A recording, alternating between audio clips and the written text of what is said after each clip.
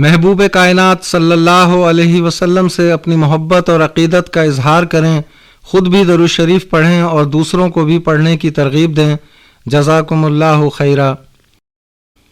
اللہم صلی علی محمد بعدد کل داء و دواء وبارک وسلم۔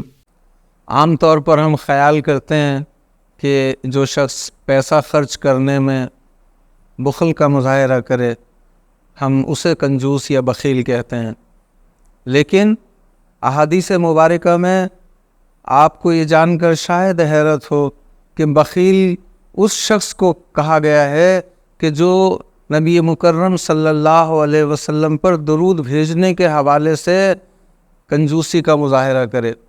حضرت علی رضی اللہ تعالی عنہ سے روایت ہے کہ آپ صلی اللہ علیہ وسلم نے فرمایا، اصلی بخیل اور کنجوس وہ شخص ہے کہ جس کے سامنے میرا ذکر کیا جائے اور وہ مجھ پر درود نہ بھیجے۔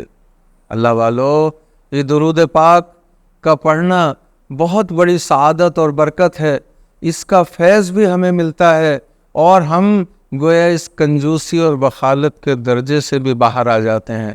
تو ہمیں چاہیے کہ ہم نبی مکرم صلی اللہ علیہ وسلم سے صرف زبانی عشق کا دعویٰ نہ کریں بلکہ درود پاک بھی کثرت سے پڑھنا شروع کر دیں۔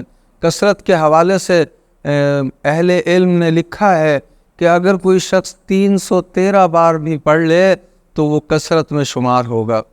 ویسے تو 313 بار درود پاک پڑھنے میں بھی اتنا وقت نہیں لگتا، لیکن اگر کسی کے پاس اتنا وقت بھی نہیں ہے تو جس قدر اس کے پاس وقت ہے، فرصت اور فراغت ہے، یقیناً وہ نبی مکرم صلی اللہ علیہ وسلم پر درود پاک کو اپنا معمول بنا لے تو درود پاک کے فیوز و برکات سے یقیناً مستفید ہوگا، اور یہ استفادہ اس دنیا ہی میں نہیں بلکہ آخرت میں بھی اسے حاصل ہوگا۔